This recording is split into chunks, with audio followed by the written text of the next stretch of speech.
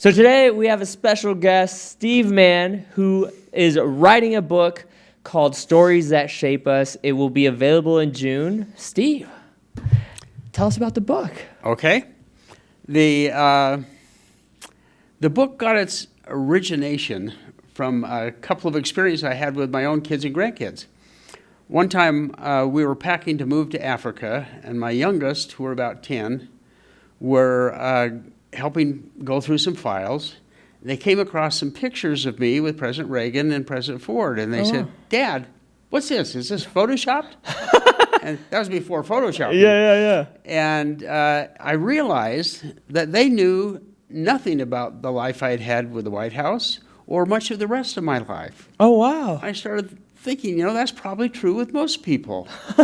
If they've done multiple things, as most of us have, their children often don't know about those other experiences. The second thing happened with a grandson. And we were telling stories at night at bedtime.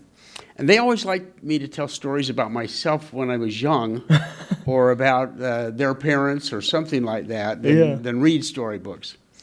And so I was telling them about their two uncles, my youngest two sons, who are black, that when they were in middle school or high school would every now and then be followed home from by the police. Wow. And because of their skin color. Yeah. And Benjamin's reaction was, "That's dumb. Why would they do that?" Well, that kind of led to a discussion, but it's not easy to explain race and bias and prejudice to a 7-year-old. Yeah, especially in the modern world, right? They're like, can't even conceive it. And so, but he didn't want to let it go. And the next day he brought it up with his family, and that led to a much broader discussion. And I started realizing that kids really do like to know about those things, but we don't talk to them about that. Yeah. And so I wrote the book hoping that it would be a guide to parents, grandparents, great-grandparents, to talk about children, grandchildren, about things that are important to them. And we don't do that much anymore. We relegate that to the internet or social media. Or school. Wow. And so kids don't know about us or know what we value. And we then fail to pass on to the next generation important values. Well, and a book is a great piece of material that's kind of like how humanity is like passed down knowledge forever. Exactly. So it's a caveman painting on the walls. But in our age, we've kind of lost that. Yeah. And so the book is a way to try to help people reinvent that, learn how to do that again, so we can pass on things not just by algorithm, but through love and caring, and in a much more human way. Yeah, that's incredible. And so, I mean, what immediately caught my attention is that you had a past in the White House. So why don't we take it back? So how did the stories that created the stories come to be? Where did Steve Mann get his start? Well, I grew up on a small farm in Idaho and couldn't see. I was very nearsighted until the 6th grade when I got glasses. Didn't know there were mountains around me, but I could read. Yeah. And so I would read everything. And I just became fascinated with the world and learned that I wanted off that farm. And so I, went through school, go through college, and started a consulting firm with two friends of mine in the San Francisco Bay Area. And as part of that process, I ended up building a domestic operation, then an international operation, and started reconnecting with people around the world. And so when I ended that, I had made enough friends that I would connect with them again and started going with them on trips to Africa or trips to the Philippines or different places. And, it just led to a whole different world. Now, the White House was just a small thing. I had a friend who was on the White House advanced staff, and he called me one day. I was in Sunnyvale, California then. I had just started a new job, my kind of dream job. And he says, how'd you like to come volunteer and work at the White House for a while on the campaign? Well, who could pass that up? All right. So off I went and spent the next 5 months working on campaigns, traveling all over the country. Wow. And then later on, we lost the campaign. Yeah. So go back to work. But later on, I was asked to take a trip with President Reagan, because I spoke German, with President Reagan to Germany. Oh, wow. And there I got to watch him as he stepped across Checkpoint Charlie and looked up and said, "Mr. Gorbachev, tear down this wall." Wow, that's incredible. So that's how I got to the White House. Well, that's an incredible story. But through that whole process, I ended up traveling about 50 countries all over the world, working in most of them, and just got enamored with all of that. Yeah. And so when I was fortunate to be able to turn my life to humanitarian efforts, that's what I did. Wow, that's incredible. And so I haven't been to many places in the world, like Japan, Costa Rica, Puerto Rico, Mexico, just at like few countries. And every time I go somewhere, it really blows my mind that, they're in a whole almost different paradigm. There's a totally different culture, way of life, different scenery that has already existed there for who knows, however long, right? Yeah. And when you step into it, for me, it made me realize, like, whoa, like, what else don't I know? Like, if all of this is happening and it's been happening, simultaneously as me living my life, like, what else is out there? It's like, makes me realize, like, how much little I actually do know. I don't really know much about anything at scale, Well, and you learn some wonderful things, I think, with travel and living in different countries. One, you learn that the American way is not the only way. Yeah. There are lots of good things all over. Yeah. And second, you learn that people are people. Yeah. They have the same values, the same things they want to do, the same things they want to accomplish, the same concerns for their kids. And they're welcoming and loving all over the world if you give them a chance. Yeah. It doesn't matter the religion or the color or anything like that. That's incredible. So once you finished your at what point was it that you turned to humanitarian efforts? Let's see. I was probably about 42, something like that, and we had sold the company we had to Times Mirror, and we had moved the family back to Idaho so they could know their grandparents. That was a major reason we moved back. Yeah. And so I had started a couple of other companies, but was mostly started connecting with these people around the world who I knew were doing things, and I started traveling with them. And so I had maybe taken, 3 or 4 trips to Africa, helping to set up eye clinics or something like that, and came home one day from one of these trips, and we were supposed to go to this meeting we didn't know what it was about. It was for members and their wives of my church. Yeah. It turned out to be a meeting where they were trying to recruit a couple missionaries. Mm. And I listened to that, and halfway through the meeting, I turned to my wife and said, "We can't do that with 60 children, but who cares? Want to go to Africa? See if we make a difference with AIDS?" She said, "Let's go." That's incredible. And literally 5 months later, we were living in Zimbabwe with 6 kids. Wow. And starting to learn about AIDS and go around it. Wow, with the whole family and adjusting to that life. How was that like? It was probably idiotic. When we got home from all that, people would say, "Well, how did you think about health care before you went?" "We didn't. We just went." "How did you think about schooling?" "We figured we'd find a way." We just went. That's incredible. And then that was the early days of AIDS. And Zimbabwe at that time had the highest AIDS rate. It was about 38% of all adults were HIV positive. And then that meant they were dead in about 6 years, leaving all the orphans. Yeah. And so, but it wasn't talked about. In fact, the first meeting I went to in a big hotel in Harare, there were armed guards outside, making sure that you knew that you were not supposed to talk about this because they weren't admitting yet that there was AIDS. Oh, really? And so I started just going around the country to everything I could find and talking to all kinds of people. and came across some wonderful Irish nuns from and a place. They ran a place called Mashambanzo that took care of AIDS orphans.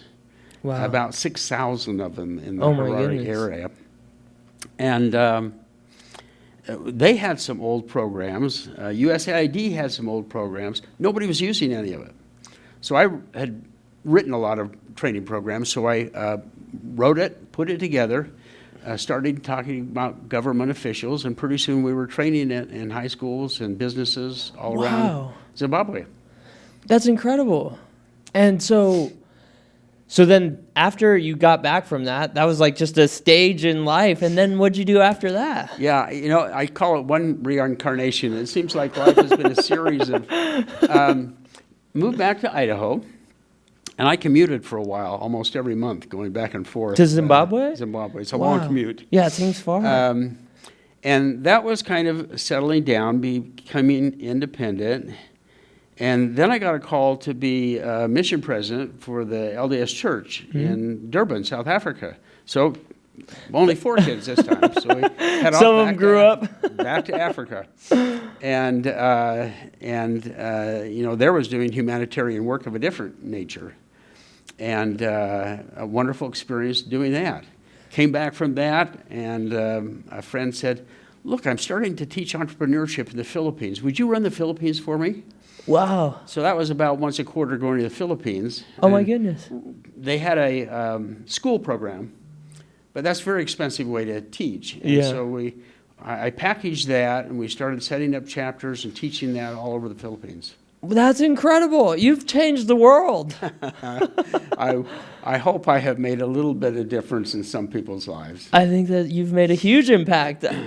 That's incredible. So how long was it, like, the whole adventure in Zimbabwe? Like, how much time? We lived there about 3 years. Oh, wow. And then I commuted back and forth for a while. And then... We were 3 years in Durban. Oh, that was my follow-up question. And then commuted. And I've just got a lot of airplane miles. I'm still using miles. And then the Philippines, I had been there a number of times. My father-in-law was doing some business over there. And it was interesting. He was a leader for the church over there. And he says, I've got to introduce you to this crazy mission president of mine. Okay? And his name was Bill Jackson. And Bill Jackson grew up in San Francisco. And instead of doing his internship or for residency, like any normal person in San Francisco, he moved to Africa. And, he moved to Africa first and did it over there, came back, had a great practice in Ojai, California, finished that and said, oh, I need to do something else. So I actually went to India and he was working with Mother Teresa when he got his call to be a mission president. Wow. So, but Bill he was a physician, so, he was doing his stuff, but he'd go see somebody on the streets who had cataracts or a cleft lip or cleft palate. Things that you could fix easily would make a whole life start a difference. And I started talking to him, and pretty soon we set up a foundation. Wow. And started raising money in the U.S. to go do operations that would make dramatic lifestyle changes for a kid. Wow, that's incredible. What would you say? Okay, so there's still probably a lot more. So after the Philippines, then what happened? Well, I'll actually go back before that. When I was still doing business, I met another fellow. We saw people not knowing what to do because a lot of poverty. And so I went back to my old graduate school and said, look, I'd like to fund something to learn how we can do something, though. So they sent some graduate students over. And when I went over there for the report, I met a guy who had gotten involved in it named Menlo Smith. And Menlo had a huge candy company in St. Louis. And he had started funding things in the Philippines. So we started a foundation. And that foundation was to teach people entrepreneurial skills, so they could start their own businesses and become independent. In the Philippines? Yeah, that was in the Philippines. That foundation now is in about 20 countries in Southeast Asia and mostly South America. That's incredible. And so it was a matter of meeting people, finding things, having kind of a dream to make a difference, And then I guess on my part, being willing to take the risk to Yeah, I mean, I have a small family, one daughter and a wife currently. We're young. I mean, I'm 34, and something like that sounds like so scary, right? If someone gave me an opportunity, like, hey, just, move to Africa for a while, I would feel very, like, nervous or scared. How did you, like, be so brave and, like, to just go ahead and be like, let's go, taking the whole family? I think it's at least one part idiocy.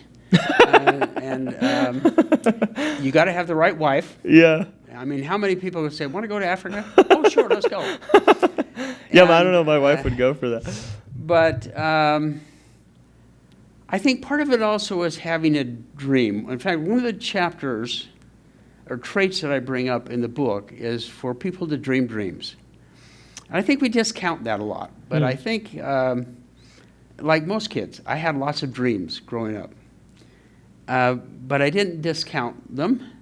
And when you have a dream, and part of my dream is to do something in Africa, part of it is to try to make a difference, you just start looking for opportunities. Or you see them, maybe you're not even looking for them, but you see them when, if you didn't have the dream, you wouldn't see it. And then you see it, and it moves you a little closer.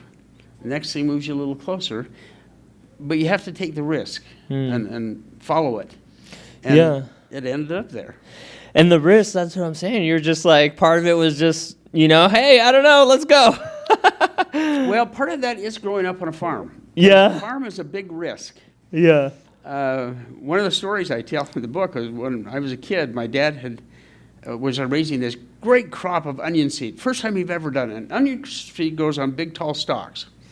And when it's ready, you can rattle it and you can hear them. Well, he was counting on that crop because most of the other crops hadn't done well that year.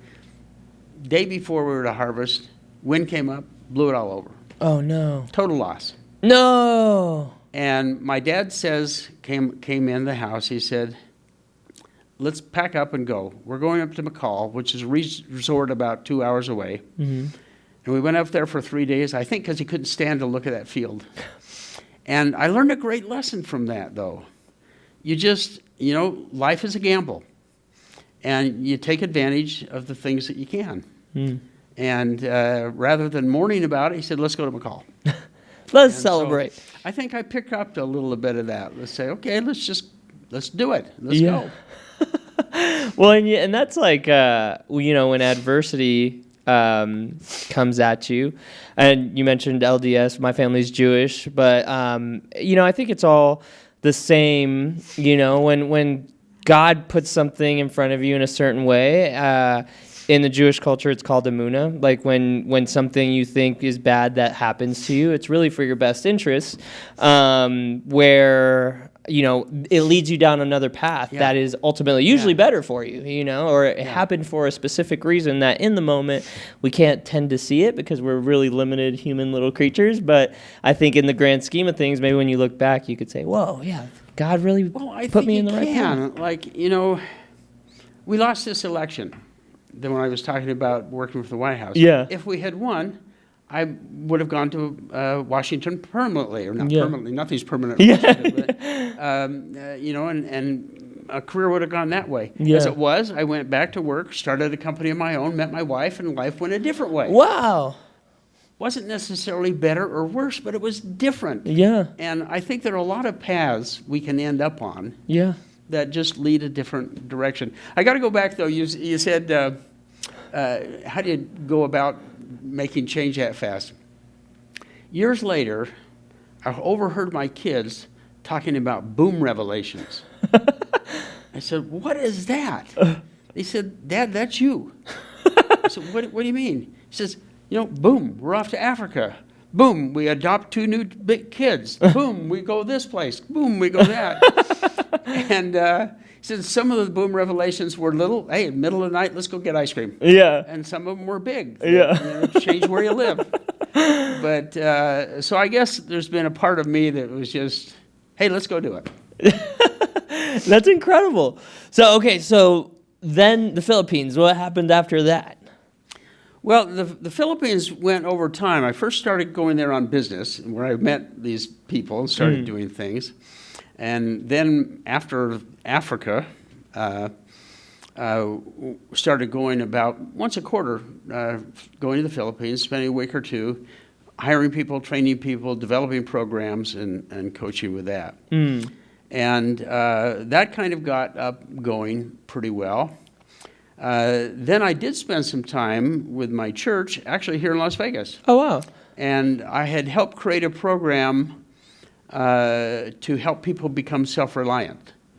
So, one of the programs was managing your finance. Another one was starting a business.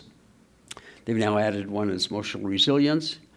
And we had created these initially for the third world, but then brought them back to the U.S. because they were so popular. That's incredible. And so I was helping them launch that program here.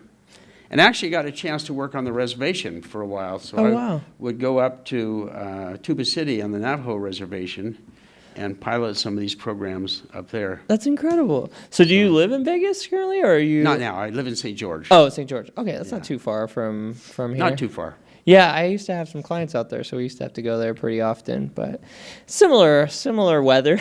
Yeah. Oh, it is almost the same. Yeah, a little bit maybe nicer, not as hot maybe, but I don't know. Yeah, we tend to be a little colder in the winter, a little warmer in the summer. Or you are a little warmer in the summer. Yeah, it's a little. That's all right. It's about the same. Yeah. So then I guess I'm like kind of all over the timeline, but what was like.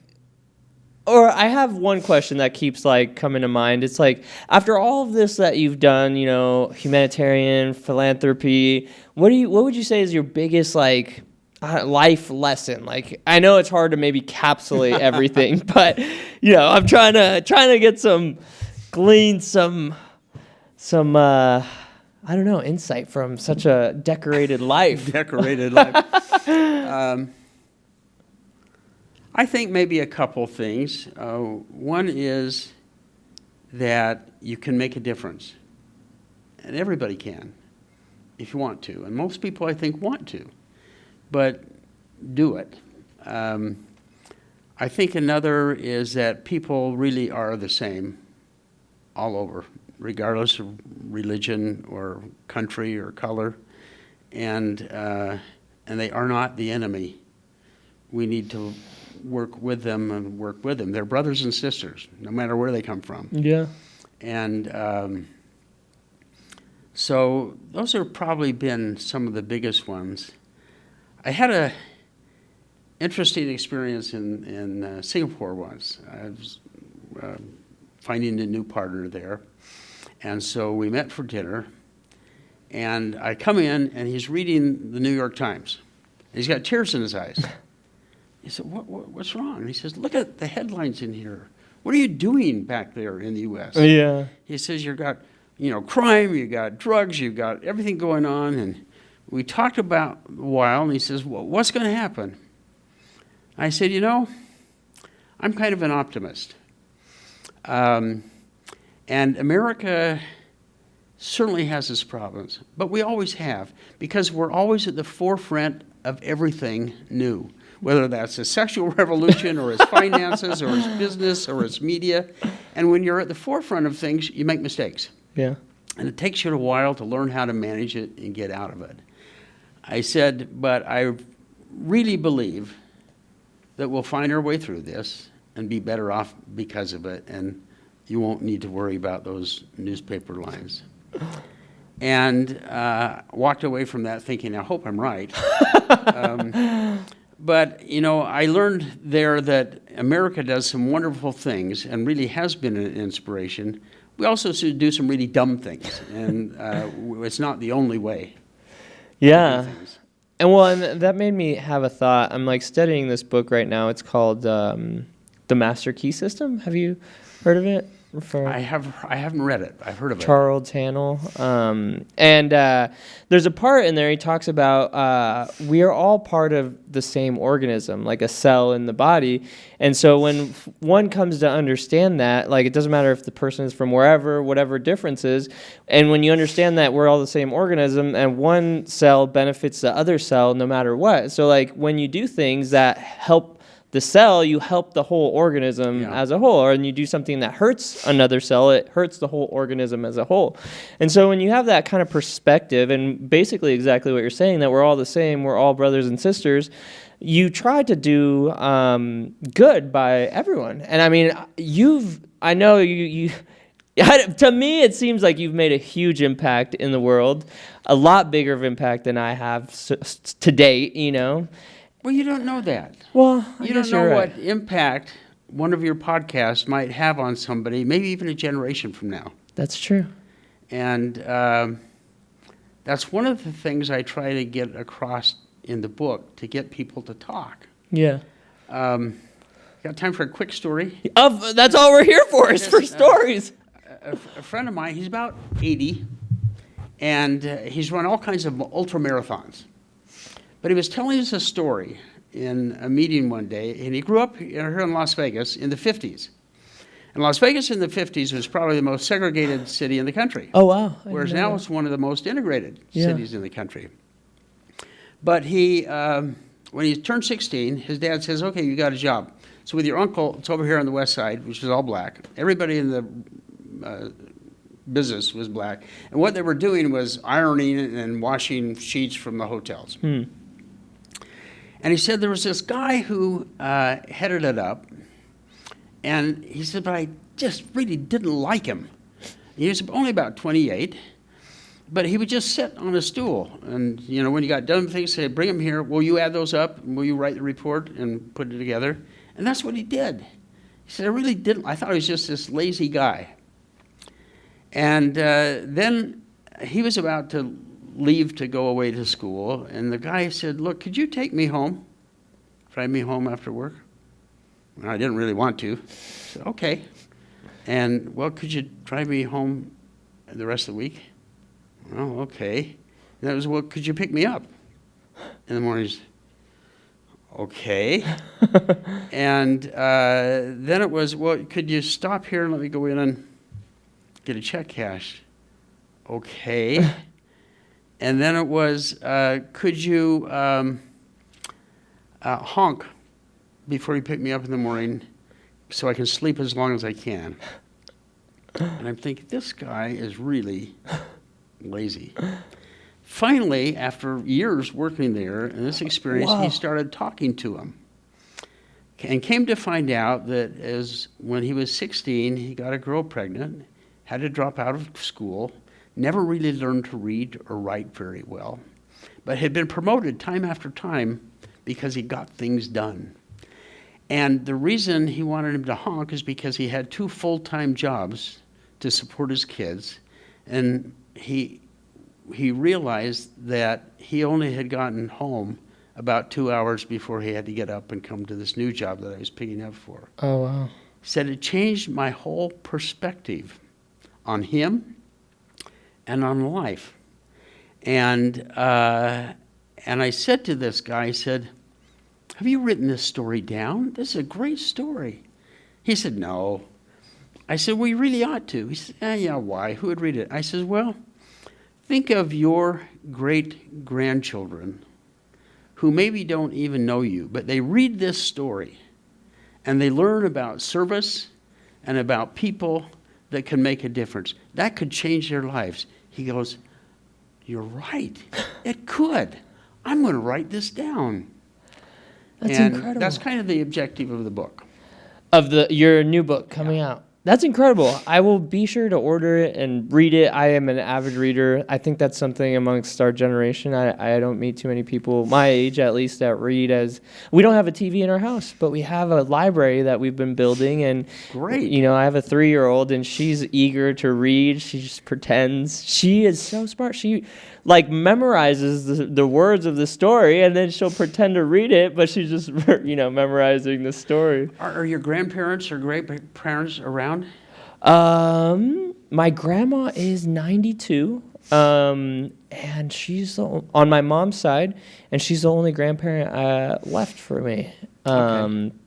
Yeah. And your parents? My parents, yeah. My dad, and he's around. He's in Mexico. He's like kind of retired out there. And then my mom and my stepdad are here. And yeah, my wife and her parents are retired in Japan. So they retired to Hawaii originally. They were there for 8 years, and then we had our daughter, so they sold their house and moved here. And they were here for about a couple years and realized like Vegas is Vegas and it's not Hawaii. So then they sold their house here and moved to Japan.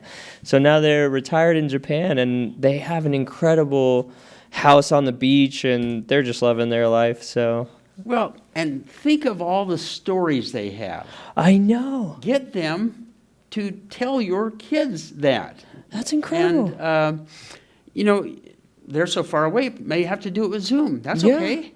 Yeah. And say, when the book's ready, get them a copy so they can learn how to do it, but get them to start talking to your children In that about story. their lives and what they've learned and the traits and values they've come to love. That's incredible. And you know what? That's one of my favorite things about the studio or my profession. I basically make media all day long, and I'm kind of like a face or a personality, but I get to connect with people like yourself. I had no idea that we were going to even talk, as of yesterday, And the things that you've got to share with me, I think are incredible. And the insight that's why I'm trying to what else do you know that could help me? Please tell me all the stories.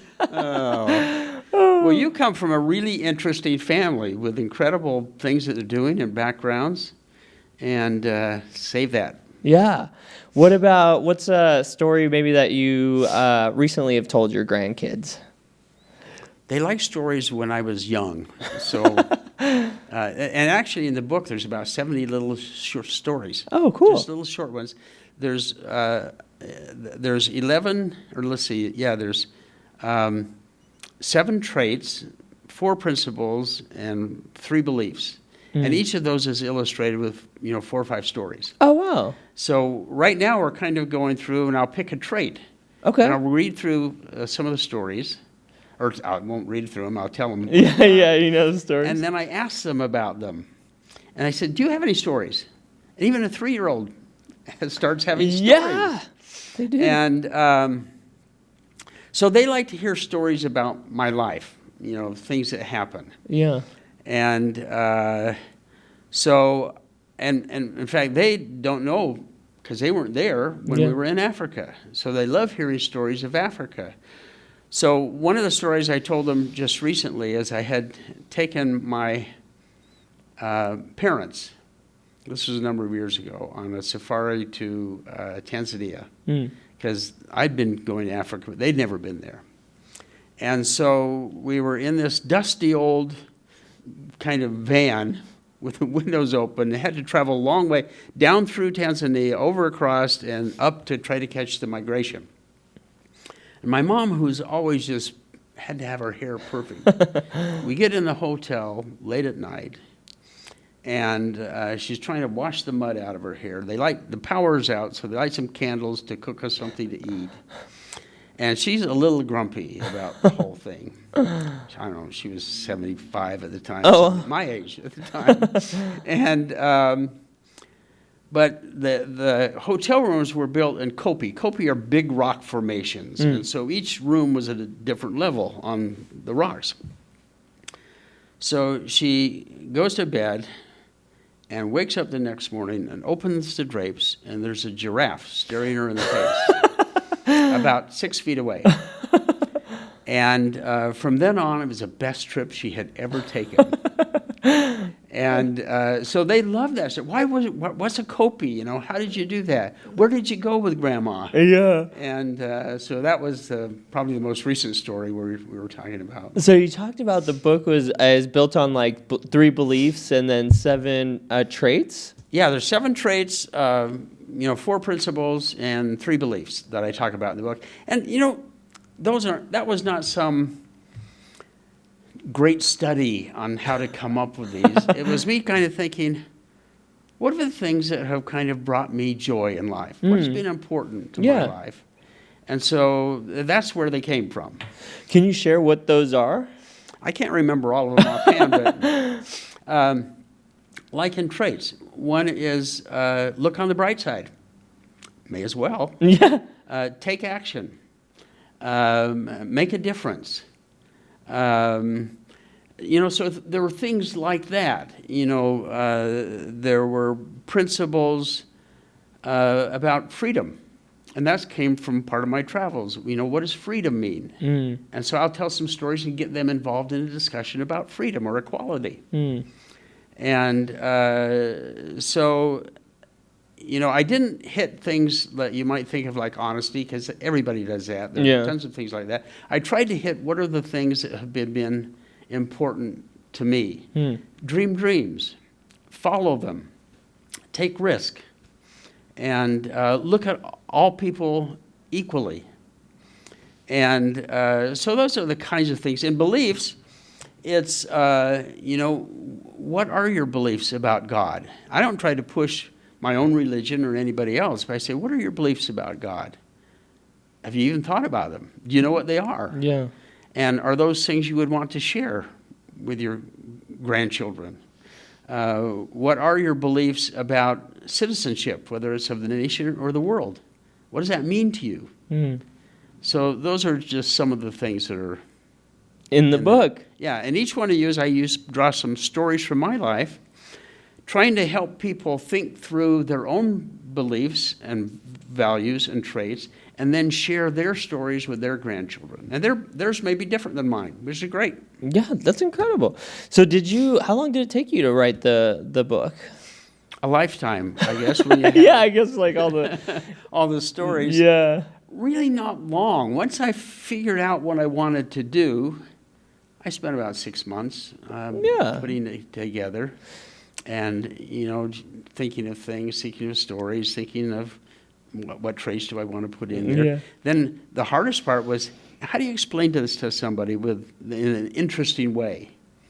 How do you explain what that means or what it even is? Right. And so that was probably the hardest part to write. Did you write it like on pen and paper, like type it? Type it. Oh, man, I gotta write some stuff down. But that's, technology, right? Yeah, so. I can't write anything that anybody can read anymore. And that started early. I had to start typing when I was in grade school because I couldn't read my writing. Yeah. Yeah, I don't have great handwriting either. They say that you should have been a doctor then. Yeah. Would have killed a lot of people. Oh, no, the wrong scripts. Oh, man. So what are you looking forward to like these days? What are you doing nowadays that, inspires you or gives you joy in life? Well, my son, as you know, is a PR guy and helps people bring brands. And he's going to do a lot of PR for the book. So I am looking toward doing a lot of podcasts, a lot of maybe talks if people get interested in it, trying to spread the idea and help people learn how to do that. So that's what this next little piece is. The next adventure. And I still do. I've always done kind of a lot of adventurous things, and my next one for that is my daughter and her husband are going to Patagonia in October, invited me to go with them. So I'm going to go down there. I'm trying to get in shape so we can do, 15-mile hikes every day around Patagonia. Yeah. It's not a boom revelation? You guys going to stay out there for a while or just... We'll be there about 10 days. Oh, okay. That's nice. That's incredible. Yeah. That's this year? That's this year. Okay, yeah. Nice. So promoting the book, really spreading the message. I'm really excited to read it. I buy anytime I get to meet an author, I buy their books and consume it. And I'm on a lifelong mission to learn as much as I can. What I started actually reading is I think like the Christians or LDS is like the Old Testament, and Jewish it's like the Torah, which is. So I started reading it, I've never read it front to back. I went to Catholic school when I was young, and, we had religion study, but I don't recall much of it. And I was like, I'm sure there's, this is a funny story if you want, if you have a second. I do. So I get through Genesis, and my wife is like, have you learned anything? And I was like, what I learned is that God said that women can't make good decisions. And so, because of that, it says that their husbands shall rule over them for life, and that we shall toil the soil for our I bet food. that went over really well. No, yeah, it was funny. It was funny. Yeah, it didn't go over well. But yeah, I mean, I'm not far. I haven't even finished Genesis yet. But it's Let me ask you off the subject, but kind of a personal question. One of my really good friends, and she was my sales manager in New York. Connie Brown was Jewish. Mm-hmm. And in fact, funny story. We were at lunch one time, and I said something about, well, they're going to Jew him down. And she looks at me and says, "What did you just say?" And I had never even thought about it. And, it's just something everybody said. So she told me, and never use that again. But we got into a long discussion, and she said, "Look, if things get bad for Jewish people again, will you watch out for me?" I said, "Of course," thinking, how is that ever going to happen? Yeah. And now you've got all this stuff going on. Yeah. I'm thinking, maybe I better call Connie. Say, hey, do you have feelings of that? Or have you noticed that? In regards to what's going on in the Middle East currently, or? Well, with that, and that's leading to more discrimination here, or anti-Semitism. Yeah, I mean, I don't personally, I'm big on like, God and the like attraction and what you put out. And my wife has this idea that if we focus on the problem, then we just perpetuate the idea of the problem. But if we focus on the idea of healing the planet and each other and loving it, then we'll promulgate and promote more of that amongst the ether and the universe. Right. And so we try not to dwell on it or think about it too much. My stepdad is Jewish, and he watches the news, and he's always kind of trying to push that on us, and we just try to just do right by everyone and lead with love and light. And I think the best way to do it is to inspire people. Isn't that what all the prophets for whatever religion taught? Yeah, it's just positive vibration, right? If we're all one with the omnipotent, and then all we have to do is be outlets of it, right? And just share the energy and the light through being human, and do well by people. I look at it as, we're instruments of God, and so God has to work through us in order to make certain realities happen or whatever. And so that's how I look at my life and my success and whatever I've acquired and the things that I've done. It's it's really just an instrument as here, for whatever reason, God, the universe, whatever, Hashem, as the Jewish people call it, wanted me to share your message on my platform. And I'm not the most famous guy in the world or whatever, but I have a decent amount of traffic on the internet. And so for whatever reason, the universe put us in this situation to where your message could be spread around my platform because I'm an instrument. What a great way to look at it. When we were living in Durban, there's a place a couple hours from Durban and near the Drakensberg Mountains there. And I went up with some of my missionaries just to go for a hike on a Saturday. And we went for the hike, came back all pretty dirty and sticky. But I wanted them to show there's this beautiful little mosque in Ladysmith as a town. So we go over there because I just wanted them to see it, because it's not a big mosque, but it's beautiful, ornate, absolutely white, brilliant. And so we're sitting in the van, and there's a knock on the window. The guy says, "Would you like to come in?" I go, "Hey, we're kind of dirty and sweaty, but we would love to, if that's okay." He says, "Yeah, come on in." He says, "We'll have to ask you to wash your hands before you come in." So we go to their little place. He says, "Just wait back here," and everybody's up, bowing down and going through their prayers. And he comes back when they're finished, and everybody comes back with him to welcome us. And they started immediately with, we believe that Jesus Christ was a great prophet. He's one of our prophets. And look how much we have together. And you're welcome to come anytime. I remember sitting there thinking, I wonder if we'd be as gracious as he is. And then a few years later, when the Trade Towers, all of a sudden everybody hated Muslims. And I thought, what a tragedy that thing can turn the focus of a whole nation into a hate for a whole people. Yeah. And every time I get a chance, I say, that's not Islam. That's not the people I know. Yeah. And you know what? It's just hereditary. It's just stories passed down through generations. And so, again, there's a turmoil with the Jewish community. And if you read like all the way in the Old Testament in Genesis, it talks about Three Abrahamic religions. Yeah, exactly. So it's just that. I think it's just like, it's just like stories that have been passed on, and like, and it starts. Yeah, it's that's why my wife is so keen on like we need to break that pattern. Like we're not gonna promote that. We're not gonna talk about anything that's negative that's going on in the world. We're just gonna teach love and light, and that's it. Like, because there is so much like opposition, and you could choose this side or that side, but like we're all part of the organism, and so we are modern, millennial Jewish family, and like we're trying to just teach what we think is right to our daughter, right? Like we can't eradicate everything in the whole world, but we can try to spread our message. Well, but it comes to a fundamental belief that it's a win-win game. Yeah. Not a win-lose. 100%.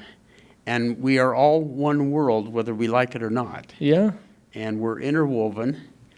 And if you just spend a few minutes with anybody, you find out you're 99% the same. Yeah, 100%. That's terrific.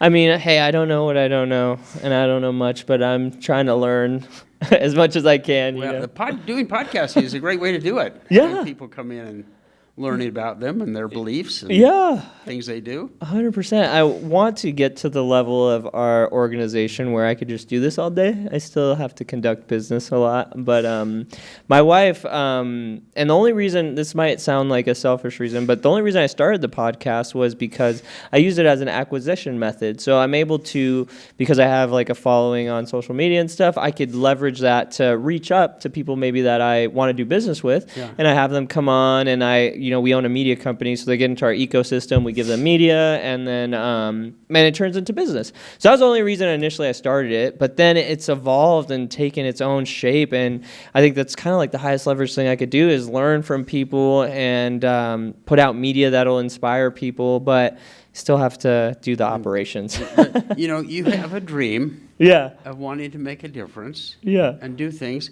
and you don't know exactly how you're going to get there. But you take advantage of opportunities like this one, and that goes here, and that one goes here, and pretty soon you're realizing your dream. Whole lifetime later, right? And you got 50 million followers. Well, I mean, the business is doing well. So this space originally, my wife had a candle business, a Jewish candle business for all the rituals, and we inherited it from her sister because her sister moved to Japan too, and she was going to close it down, and it was a good business. It had a clientele and everything. So we took it over, and we started doing manufacturing in our garage, and then we're like, oh, we can't keep doing this. So then we got a manufacturing facility like on the bad side of town, and we had a lady that worked there, and my wife would go there often, and one day I went, and it was just no good, like homeless people, police, and I felt dangerous. And my wife and my daughter were going there like almost every other day. And so I was like, that's it, we're getting this place. So I signed the lease on this place, and it was a fresh build. It was like naked, it was just studs on the wall and stuff. So they built it out for us. But once they started building it, my wife's like, I don't want to do this business anymore. I think we should close it. And I was like, well, we got this space. What am I going to do with it now? And I was originally just going to turn it to my personal office. Then I didn't want the overhead of like another thing. So I turned it into a studio where we could rent it out and people book it. And it's been so lucrative that we're taking over the whole top floor of this building. It's still a naked build. Yeah, so we got the plans back, and we're going to start like construction on it. They said it'll be like 6 months, but so the dream is evolving and it's growing, and hopefully it will get to the point where I could just have conversations with people all day. That's great. How fun. It's been an adventure, and I'm just grateful. I'm grateful for the opportunity to be alive and to take care of the family and meet incredible people with incredible stories. I think we all want to make a difference for the better if we can. Yeah. Sometimes we don't believe in ourselves, Right. or we don't think we're worth it or something, but you know, you're making a difference in doing this, and I who hope knows so. where it'll go. Yeah, who knows? And I think if we all tried to just make a little difference. Let's make the world just a little better than we found it. That would have a monumental impact. Yep. Overall. What, okay, so typically, go ahead. Let me just share a little story Yeah, like yeah, this. yeah, This yeah. is a long, long time ago. But I put it in the book as in the appendix. But we were living in Boise, Idaho, and my wife was involved with teaching a lot of non-discrimination. Everybody's the same. Let's share cultures. It's all illegal now, but in the schools. And I had become involved in some of these things, and we had done, and we had 2 black children at that point. And I had gotten invited to do, it was a march from the train station down to the Capitol, a march for equality and freedom. I remember getting down to the Capitol. It was cold. It was November, December, and it was snowy, and it was rainy, actually, starting with freezing rain. And there's a pretty good crowd there, and I'm on the steps of the Capitol. I'm supposed to give this talk. And I remember in the talk just going through things, because there are horrendous things like there always are going on in the country. I said, you know what? We don't all need to march. We don't all need to put together legislation. We don't all need to do huge things. What we can do is just next time you see a person of color, or you know is a different religion, or is dressed differently, say hi and smile. We don't do that. We go around the different way. Yeah. We avoid talking. We don't do things. Just smile and say hi. If we could all just do that, it would change everything. It's like the butterfly effect, right? Like, you never know. And like going back to the story of your friend who, found out this guy just had gone to sleep for a couple hours to support his family, is you never know what people are going through. Everyone has challenges that we couldn't even dream about, and it's shaped their behavior, and they're doing things. We're all doing the best we can, or what we think, based on our judgment, based on our environment, based on the things at hand, and we're all just trying our best, and that gives a lot more empathy when you can realize that we're all doing what we think is best, even when we make mistakes. In the moment, chances are, unless it looked like a good idea. Yeah, you were thinking it was the best thing you could do. Yeah, and then it looks pretty dumb from here, but yeah, I've had my fair shares of mistakes. My first business I attempted, I was 23 and went bankrupt. So yeah, but I wasn't thinking I was doing anything wrong in the moment until you realize, you look back at it. And that's kind of the essence of being a human, isn't it? We make mistakes. And that's how we learn. Yeah, I mean, it's written in the book from the beginning. From the beginning. From the beginning. That's who we are. It's what we do. And I think it's just, like you said, being brave enough to make those mistakes and go for it. Because when you have a dream or a desire and you go for it, you're not gonna soar right off the bat. There's a lot of falling and tripping and scraping that happens. But if you're committed to the dream, my life's been perfect at every stage. Never had a mistake. Never. Good thing my wife isn't here. Oh man, yeah. So yeah, we're just be brave enough and humility, right? Like looking at yourself in the mirror and being like, it's okay, I made the mistake. I learned a good lesson on that. Back to that onion seed story. My dad was the bishop of our ward then, and the next day we get back Saturday, Sunday. So he goes in, everybody's saying, hey, Bishop, how are you? Couldn't be better. Life's great. And, after church, and I hear him do this 4 or 5 times, I say, Dad, why are you lying to these people? Why are you saying this? I know you just lost this huge thing, and you're saying, he says, you know what, son?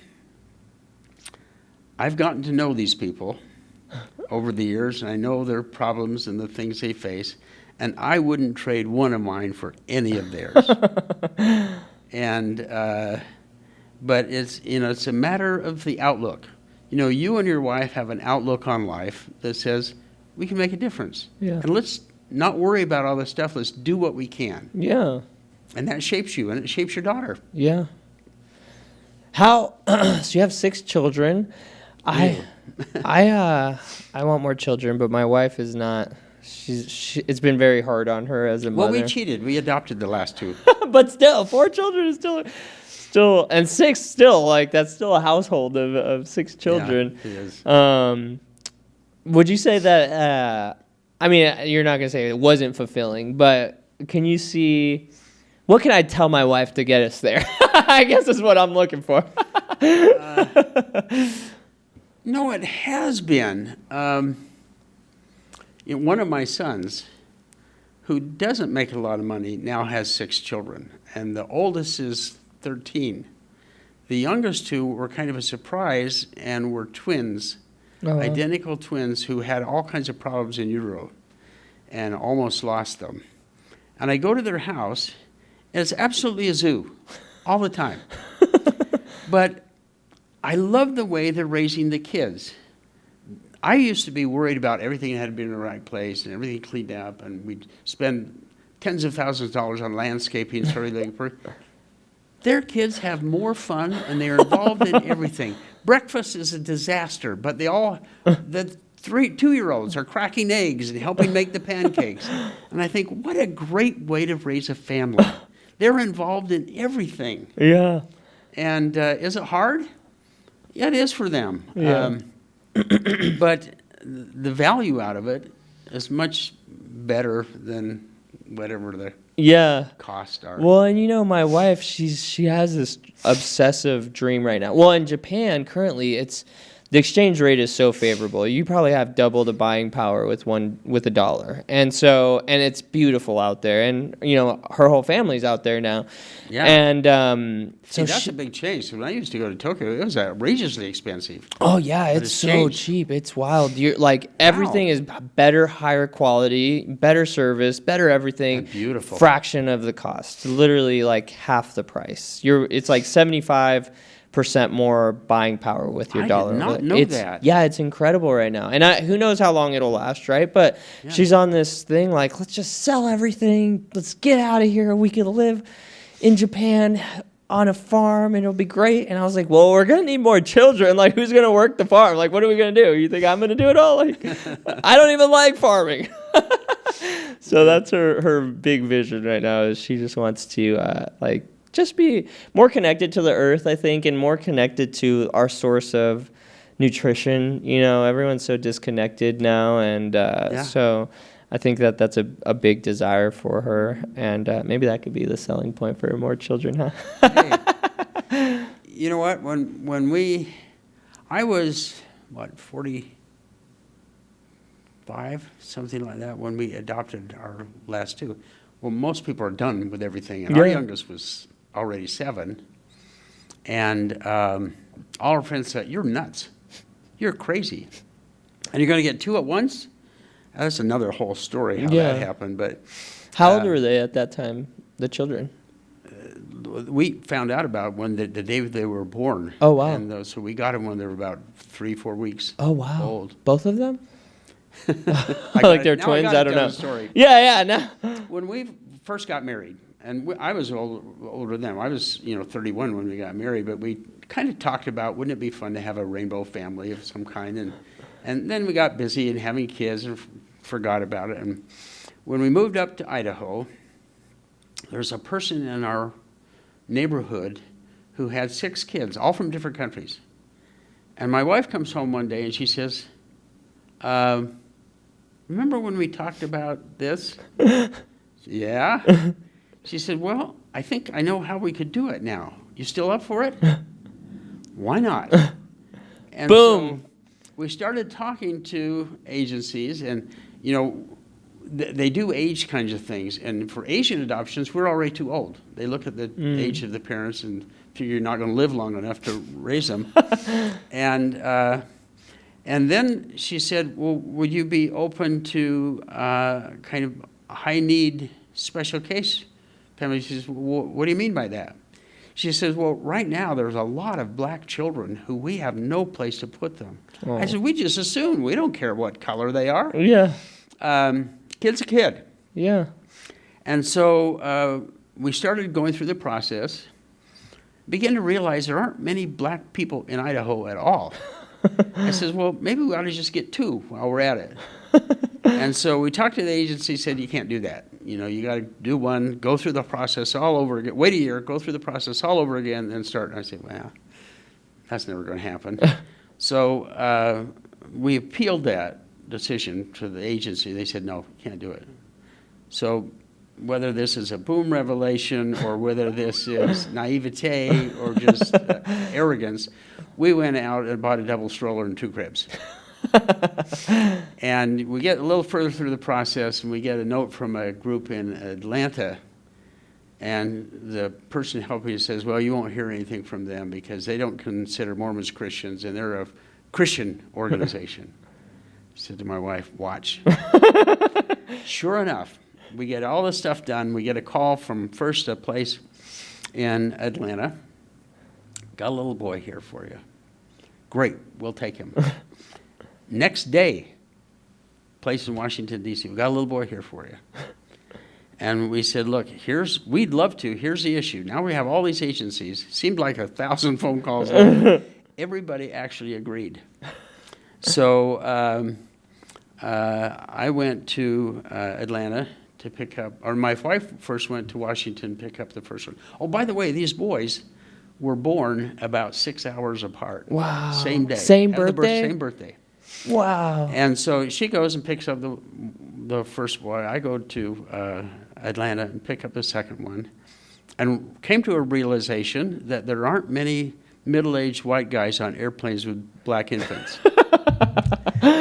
And black people would come out and talk to me. They come over and talk. Hey, where'd you get the baby? White people would not say a word. It was like, where'd you get this baby? Daughter must have gotten in trouble. I'm not going to say anything. And anyway, so that's how we ended up with 2. That's incredible. So my wife has this. And Jeff, who you talked to, is one of them. Yeah, so my wife has this theory, and I don't know, right? It could be a belief, or I don't know where she got it from, but she believes that like a soul, like from God or whatever the other side is, they choose who their family is going to be. Like they choose who they're going to come to, and if that's true, then they chose you guys, and they came through that method, and and it was always meant. It doesn't matter how the process was; it's the souls in which. You're exactly right. I would sometimes get irritated when I'd hear people who couldn't have children on their own or one thing, and they said, well, we don't want to adopt. We don't know what we're going to get. Like you know what you're going to get if you have your own kids. They may be gay. They may have difficulties. They may have physical problems. You don't know what you're going to get. And so in some ways, if you adopt, you know more about it than you do if you have your own. And so I agree with you. I think, in fact, that Jeff, who you know, he was actually the earliest one, but he was also premature. And my wife says, I think he was up there saying, no, I'm going to be first, push his brother out of the way so he could get born first. But I do think there's a choice. I think people are fortunate enough to get here, but you have to be careful a little bit with that, because I say, why am I here? And some really good people I know in Africa are there. Yeah. With no opportunity for education or good health. And I came to the conclusion that it's because they're stronger than I am, and they could handle it, and I never could have. So God put me here. Yeah. Well, and you made a huge impact. Like, I think that based on the resources, everything you had, and you did everything you could and you're not done. You're still putting out books, and who knows who that'll impact. Not dead yet. Yeah, we got a lot of time. So that's incredible. I mean, and yeah, like it makes, so another little story, one of our associates, young kid, he's 26, he just turned 27. He was coughing, went to the doctor, and they found like a 7-inch mass on his heart.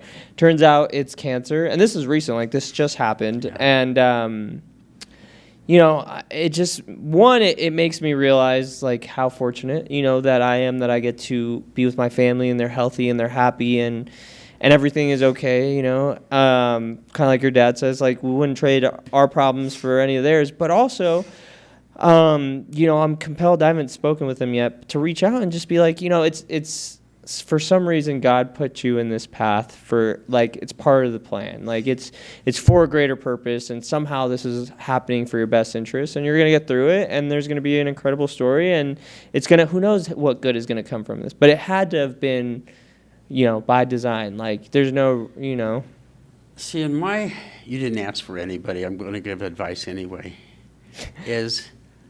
that to me is inspiration, revelation. You've got this feeling I should do it. Go do it. Yeah. Go talk to him. Yeah. Don't let it pass. Yeah, I need to. You're right.